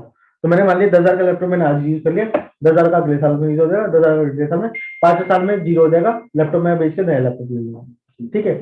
तो इसलिए ये क्या हुआ, जो एक्चुअल आउटफ्लो क्या है मेरा, एसेट परचेज करने का, जो कि मेरी फाइनेंसिंग एक्टिविटी है। तो जब मैं 50,000 रुपए का आउटफ्लो कर रहा हूँ लैपटॉप परचेज करने की, वो तो मेरी फाइनेंसिंग एक्टिविटी है, लेकिन जो मैंने इसके अंदर इस प्रॉफिट एंड लॉस में डेप्रिसिएशन डाल दिया है, इससे मेरा कैश तो हिट हुआ ही नहीं ना, कैश तो गया ही नहीं इस डेप्रिसिएशन से। जब मैं जिस साल में मैंने लैपटॉप परचेज किया होगा, अगर इस साल में परचेज किया होगा तो इस साल का कैश आउटफ्लो होगा, अगर पिछले साल में मैंने लैपटॉप परचेज किया तो पिछले साल का कैश आउटफ्लो होगा। लेकिन डेप्रिसिएशन जो मैं डाला वो तो मैंने नॉमिनल वैल्यू डाली ना, एक एक्चुअल में कैश का आउटफ्लो वाली नहीं डाली ना, तो इसलिए मैंने उसको क्या किया, एडजस्टमेंट किया, क्योंकि मैं कैश फ्लो बना रहा हूँ, इसलिए मैंने डेप्रिसिएशन की फिगर को क्या किया, एडजस्ट कर दिया नॉन कैश आइटम। ये मेरी नॉन कैश आइटम है, कैश का इसके ऊपर इफेक्ट पड़ा ही नहीं है। जब कैश का इफेक्ट ही नहीं पड़ा मेरा, तो मैं उसको यहाँ पे लूंगा, तो मैंने उसको एड बैक कर दिया। ठीक है? कि 20 लाख में वो इस वाली फिगर में वो माइनस हो रखा है, तो मैंने उसको ऐड कर दिया, तो अब मेरे पास में आ गया एक्चुअल, थोड़ा सा एक्चुअल आ गया कि कैश की पोजीशन क्या बन रही है। ठीक है? थोड़ी सी एक्चुअल आ गई, पूरी एक्चुअल नहीं आई, थोड़ी सी एडजस्टमेंट करके एक स्टेप आगे बढ़ गए। चलिए, अब नेक्स्ट स्टेप क्या है मेरा, इंटरेस्ट इनकम। इंटरेस्ट इनकम मतलब कि इस वाले के अंदर ये जो प्रॉफिट है 20 लाख का, ये तो टोटल प्रॉफिट है, इसमें इन्वेस्टिंग एक्टिविटी वाली इनकम भी आ रही है मेरी। यहाँ पे देखो अदर इनकम में ये इनकम आ रही है मेरी 37 लाख की, ये है मैंने जो एफडी के ऊपर इंटरेस्ट अर्न किया। अब एफडी का इंटरेस्ट क्या, मेरी इन्वेस्टिंग एक्टिविटी है। अब उसको मेरे को बाइफरकेट करना है, तो मैंने क्या किया, उसमें से इंटरेस्ट की इनकम को भी हटा दिया, उसकी एडजस्टमेंट कर दी, क्योंकि मैं पहले ऑपरेटिंग कैलकुलेट करूंगा और उसके बाद में मेरा इन्वेस्टिंग कैलकुलेट करूंगा। ठीक है ना? तो इसको मैंने क्या किया, ऑपरेटिंग कैलकुलेट करते ही टाइम पे यहाँ से हटा दिया, और नीचे आप देखोगे यहाँ पे ऐड कर दिया सेम फिगर को, ये यहाँ से हटा के यहाँ पे ऐड कर दिया, क्योंकि ये मेरा क्या है, इन्वेस्टिंग एक्टिविटी का पार्ट। तो मैंने इन्वेस्टिंग एक्टिविटी में कितना डाल दिया, कि मेरे पास में इन्वेस्टिंग एक्टिविटी है 37 लाख रुपए है इंटरेस्ट का, तो मैंने उसको सिर्फ री रीवर्क किया कि वहां से ऑपरेटिंग से हटा के मैं इन्वेस्टिंग में साफ साफ ले गया। ठीक है, उसके अंदर मेरे पास में डेफर टैक्स, डेफर टैक्स की कैलकुलेशन हमने लास्ट क्लास में की थी। ये क्या था, हमने प्रोविजन बनाया था जिसकी मैंने एक्चुअल पेमेंट नहीं करी थी अभी, जब मैं इसकी फ्यूचर में पेमेंट करूंगा तब मैं उसको एडजस्ट करूंगा। तो ये हमने सिर्फ प्रोविजन बनाया था, इसलिए हमने उसकी एडजस्टमेंट भी कर दी यहाँ पे, ये क्योंकि ये मेरा सिर्फ प्रोविजन था। तो हम आ गए एक इस वाली फिगर पे आ गए 16 लाख की। ठीक है, अब उसके बाद हम क्या करते हैं यहाँ पे, ये कुछ एडजस्टमेंट करते हैं करंट लायबिलिटी की, रिसीवेबल की और करंट एसेट्स की। ये एडजस्टमेंट क्या होती है, ये आती है हमारी बैलेंस शीट से। ये देखिए बैलेंस शीट से कैसे आती है, बैलेंस शीट में मैंने आपको बताया था कि ओपनिंग और क्लोजिंग बैलेंस आते हैं सबके। ये आपको थोड़ा सा डाउटफुल कर सकता है क्योंकि आपने बैलेंस शीट नहीं पढ़ी है। ये एक्टिविटी आप देख लो कि क्या है। इसमें क्या करते हैं हम, इंक्रीज इन, अगर हमारी करंट लायबिलिटी इंक्रीज हो रही है तो उसको ऐड में करते हैं, करंट लायबिलिटी डिक्रीज होती है उसको माइनस करते हैं। इसका डिफरेंस हम कहां से निकालते हैं, बैलेंस शीट से। देखो ये बैलेंस शीट की फिगर है मेरी 20 की, ये है 21 की। कंपनी एक्ट में रिक्वायरमेंट होती है कि आप 2 साल की बैलेंस शीट बनाओगे, 21 साल की, एक कंपेरेबल पिछले साल की फिगर साथ में दोगे ताकि हम कंपैरिजन करके देख सकें कि आपको क्या क्या फिगर चलती है। तो इसमें क्या करते हैं, देखो पहले कैपिटल होती है हमारी, ठीक है, उसके अंदर करंट लायबिलिटीज आती हैं, नीचे एसेट्स आती हैं और करंट एसेट्स आते हैं। ठीक है, तो जो भी मैं सेल परचेज करता हूँ, जो भी मैं रेवेन्यू से सेल अपना सेल परचेज कर रहा हूँ ऑपरेटिंग एक्टिविटी वाली, उस उसका एक इफेक्ट कहां पे जा रहा है मेरा बैलेंस शीट में, वो कौन से वाले इफेक्ट जा रहा है, जो मेरे को कैश में रिसीव नहीं हुआ है। वो कौन से वाला जाता है जो मेरे को कैश में रिसीव नहीं है, रीजन में डेटर और क्रेडिटर। थोड़ा सा क्लियर करने की कोशिश करता हूँ आपको। त्रिपुरारी आपको क्लियर हो रहा है ये?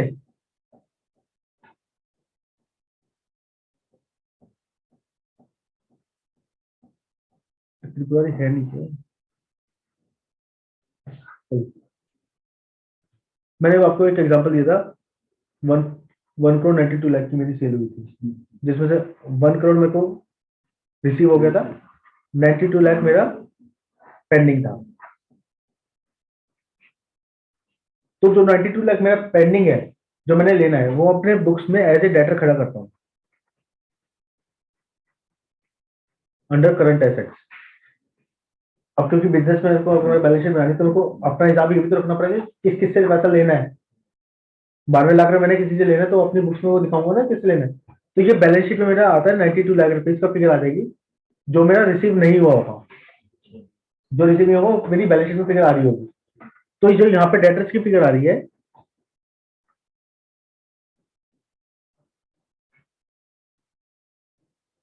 ट्रेड रिसीवेबल, ये वाली डेटर्स की फिगर, तो वो अगर मैं मानूं तो 92 लाख आपका यहाँ पे आ रहा होगा कहीं ना कहीं। अब उन्होंने से एक एग्जांपल लिया था, इसका डेटर की फिगर आ रही है 5,92,000, 5,52,500 की। मतलब एज ऑन 31 मार्च 21 इसने कितने रुपए लेने हैं उससे, 5,52,500 रुपए। ठीक है, और पिछले साल कितने देने थे उसने, 34,000 रुपए लेने थे। पिछले साल उसने 34,000 रुपए लेने थे, इस साल उसने इतने लेने हैं। पिछले साल उसने 34,000 रुपए लेने थे टोटल डेटर से, इस साल टोटल मिला के डेटर से उसने 5,52,000 रुपए लेने। तो एडिशन कितना हो गया मेरे ट्रेड रिसीवेबल में, 5,18,500। ठीक है, इन दोनों का हमने डिफरेंस निकाला पिछले साल का और इस साल का, वो हम यहाँ पे एडजस्ट करते हैं। ट्रेड रिसीवेबल में अगर इंक्रीज हुआ तो उसको माइनस करेंगे और डिक्रीज हुआ तो उसको ऐड बैक करेंगे। ठीक है, इसके कॉन्सेप्ट आपको जब मैं बैलेंस शीट आप लोगों को करा दूंगा तो आपको कराऊंगा। ठीक है, तुमको क्लियर हो रहा है? ठीक है, तो ये सारी सारी हम एडजस्टमेंट करते हैं कि हमारा इंक्रीज कितना है करंट लायबिलिटीज का, ट्रेड रिसीवेबल और करंट एसेट, जितनी भी मेरी बैलेंस शीट की आइटम है, ये वाली जितनी भी वाली आइटम है।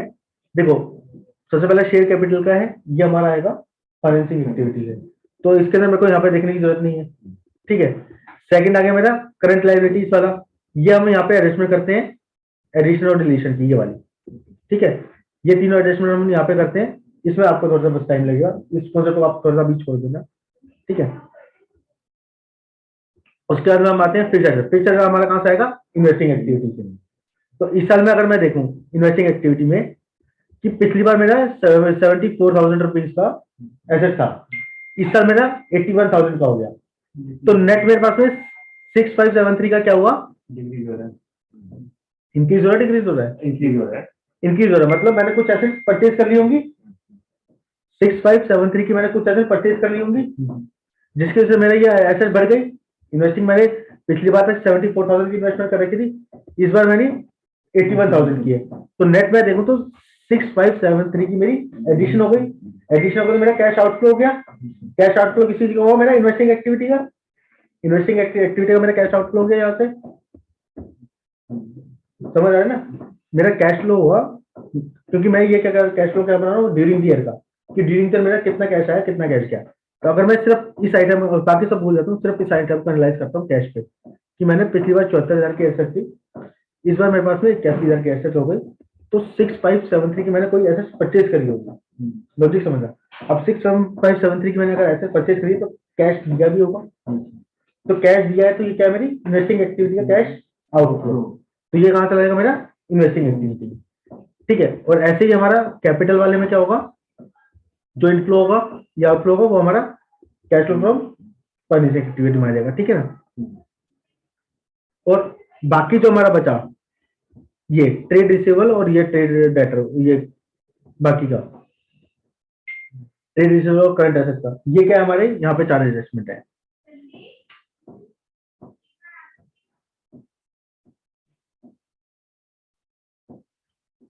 देखिए ये चार एडजस्टमेंट हमारी यहाँ पे है, जो डेटर और क्रेडिटर की है। ठीक है। उसके बाद में हमने फिक्स एसेट की परचेज की करी, कैश आउटफ्लो हुआ मेरा 6524 का। ठीक है। और उसके बाद मेरा इतना आ गया इंटरेस्ट, जो मैंने अभी इन्वेस्टिंग एक्टिविटी का इंटरेस्ट निकाला था। तो ये हो गया मेरा टोटल। यहाँ पे तो मेरा आ गया total cash flow from operating activity का, जिसमें हमने चार एडजस्टमेंट कर दी, करंट एसेट और करंट लायबिलिटी की, जो हम सीख लेंगे।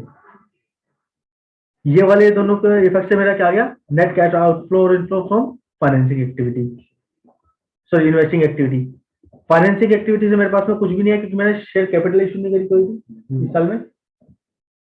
अगर मैं यहाँ पे शेयर कैपिटल देखूँ अपने पास में, तो देखो शेयर कैपिटल देखो कितनी है मेरी, 1 लाख पिछली बार की, 1 लाख ही इसी साल है। तो कुछ शेयर कैपिटल में तो कुछ इशू हुआ ही नहीं। तो इस वजह से मेरी फाइनेंसिंग एक्टिविटी क्या आई? नहीं, कि इस साल मेरे को फाइनेंसिंग एक्टिविटी से ना कुछ मिला ना कुछ गया। इसके बाद में आते हैं हम नेट, कि टोटल ऑपरेटिंग से मेरी इतनी आई, इन्वेस्टिंग से इतनी आई, फाइनेंसिंग से 0 आई। तो टोटल मेरी आउटफ्लो मतलब कैश फ्लो कितना आ गया मेरे पास में? 65 लाख का टोटल, मतलब इन तीनों total financing, sorry operating, financing और इन्वेस्टिंग, इन तीनों के टोटल से मेरा आ गया कि टोटल ड्यूरिंग ईयर मैंने कैश कितना अर्न किया। ये सारी एडजस्टमेंट करने के बाद मेरे पास में क्या आया कि कितना मैंने कैश अर्न किया। अब ये तो है मैंने ड्यूरिंग ईयर इतना कैश अर्न किया था। ठीक है। उसके बाद में क्या है, एक चीज, एक फिगर मेरे पास में आ गया कि मैंने ड्यूरिंग ईयर मान लेते हैं 1 लाख रुपए कैश अर्न किया था। आज की डेट में मेरे पास में 15 लाख का कैश है। ठीक है। तो कितना मेरा ओपनिंग कैश होगा? मैंने 1 लाख रुपए का इस साल में अर्न किया। ठीक है। तो इसको रिवर्स चलते हैं। मैंने इस साल में मान लेते हैं 1 लाख रुपए कैश अर्न किया, और ओपनिंग मेरे पास में 14 लाख का कैश था। तो कितना कैश होगा मेरा आज की डेट में? 15 लाख, है ना? तो हमने वही किया कि इतना तो मैंने इस साल में अर्न किया, 64 लाख रुपए। इतने रुपए देखो नीचे यहाँ पे आ रहा है, कैश एंड कैश इक्विवेलेंट में at the beginning of the year, इतने पे मेरा 6 करोड़ 8 लाख रुपए मेरा ओपनिंग पड़ा हुआ था। तो क्लोजिंग कितना हो गया मेरा? 6 करोड़ 73 लाख, मतलब दिस प्लस दिस। इतना मैंने इस साल अर्न किया, जो मैंने ऊपर से कैलकुलेशन करते हुए आ रहा हूँ धीरे धीरे एडजस्टमेंट करके। सिर्फ इस 4 एडजस्टमेंट को छोड़ के आपको सब कुछ क्लियर होगा, तो तुमको सब कुछ क्लियर होगा। ठीक है ना?